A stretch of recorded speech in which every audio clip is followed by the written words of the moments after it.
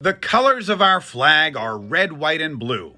Joe Biden's a D-bag, and his son is too. We are traveling deep into the utopia of contradictions, my friends. So strap yourself in for this one.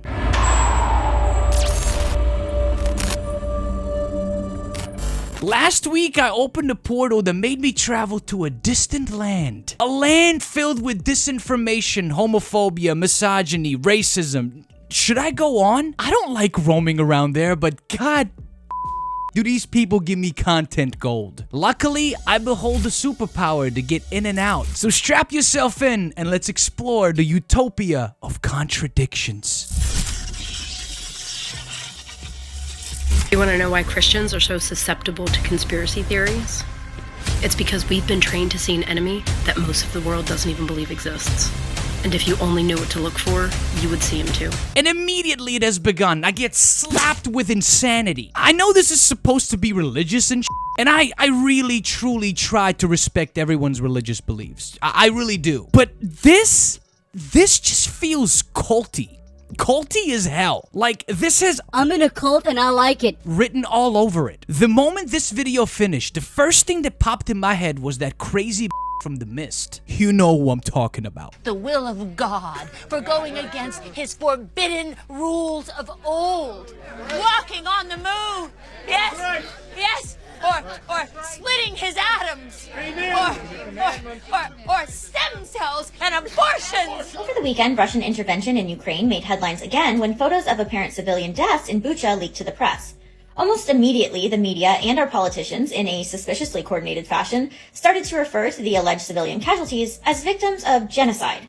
That seems like a very intentional ploy to me to invoke as much outrage as possible, considering most people on the planet believe that genocide is a just cause for war, while the more fitting description of massacre is less decidedly a call for intervention. Did she just say that genocide was a just cause for war? Oh, hell no! Being a Bosnian War survivor, I am grateful every single day that my mother got us out of that hellhole. I'm offended that you even said that. On July 5th, 1995, the Bosnian War experienced one of the biggest genocides since World War II, the Srebrenica genocide. Almost 9,000 men and boys were murdered in a 2-day period. Murdered in an area that people were told was safe, protected by UN forces. Well, that was a lie, and people lost their lives. Would you say that exact same thing, the same thing that you just said in that video, would you say that exact same thing to a mother that lost her husband and her son in that genocide? Would you do that? Was that a just cause of war? Tell me. Well, we have to understand this about conservatives. Conservatives don't care about human beings.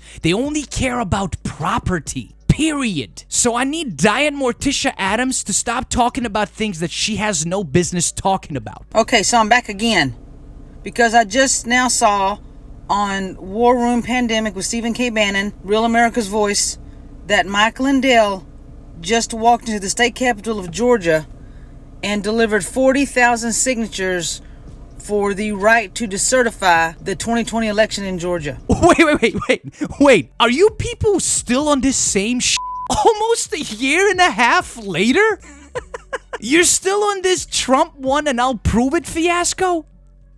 Come on. Lady, let me tell you about my friend Lucy. You really need to give her a call. She'll take great care of you. Because if you have the pillow guy on your team, you gotta travel with Lucy.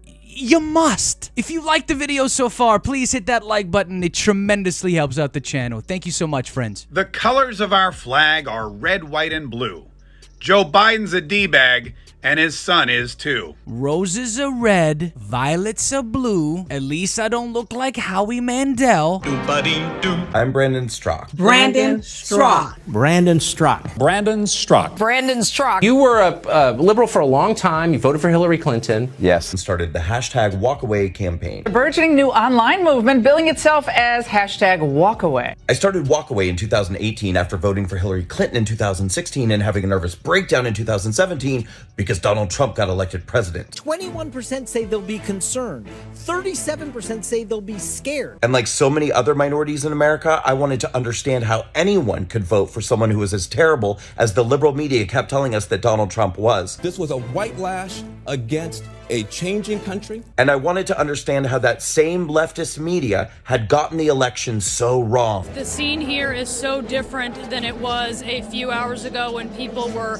happy and relaxed. Some of them have been crying. So I went on a long journey of research to try to understand. And ultimately what I discovered was that Donald Trump was not my problem. That liberal media that I trusted, and the Democrat Party, and that whole liberal, leftist, progressive mindset that minorities in America are mindlessly subscribing to, that is our problem. Oh, holy hell. This man has taken the cake and eaten it, hasn't he? I love this man's enthusiasm, so we have to look him up. He apparently started this hashtag called Walk Away, where he wants liberals and leftists to walk away from the liberal propaganda machine. He got really big on the right-wing side of social media, gaining a pretty big following. But Brandon... ironically, was in the media recently again. Shraka pled guilty to disorderly conduct, a misdemeanor that carries a maximum sentence of 6 months in prison and a fine of up to $5,000 for his role in the January 6th insurrection. Well, sucks to suck, doesn't it? Hey, like you guys say, let's go Brandon. Over in Colombia, the high court in the country decriminalized abortion, allowing women to get an abortion through the 24th week of pregnancy. And women in the streets of Colombia rejoiced at the idea of being legally allowed to kill their own babies in the womb. Here's a little bit of that. Fiesta media a las 3:22 de la tarde, última hora, se confirma que el juez Osa admite la despenalización total del aborto en Colombia. Do you hear the glee? The sick, twisted joy of the idea that they too can choose whether their own baby, their own flesh and blood, and oh, by the way, it is flesh at 24 weeks, whether that baby survives or dies.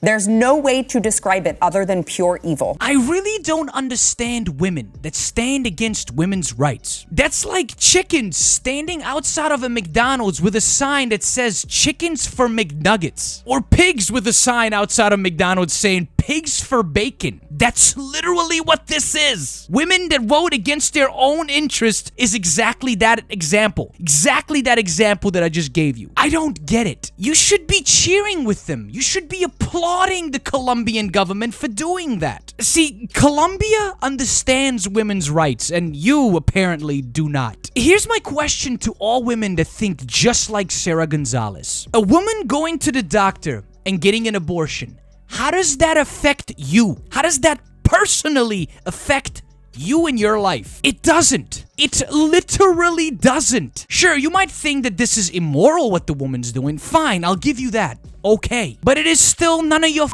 business what women and men do with their bodies. That is a straight fact. I don't need no law to tell me that. That's a fact. It is time for the liberal meltdown question of the day. If the Democrat-nominated Supreme Court Justice Ketanji Brown Jackson cannot define a woman, then how can she define women's rights? Go. What does the definition of women have to do with knowing women's rights? Explain that to me. Not being able to define or know the definition of women means you don't understand women? This is so asinine, I can't even describe it to you. Women that gaslight other women, I don't get it. You know what? Let's get the hell out of this utopia. I am done. That last one, ladies and gentlemen, almost gave me an aneurysm. Check out the first time I used my power and entered the utopia of contradictions. That video is right there. Don't forget to subscribe for weekly leftist videos and hit that notification bell so you don't miss anything. And if you can, please support the channel on Patreon, get extra perks from my content. That link's in my description and in the card right here. And I will see you guys later.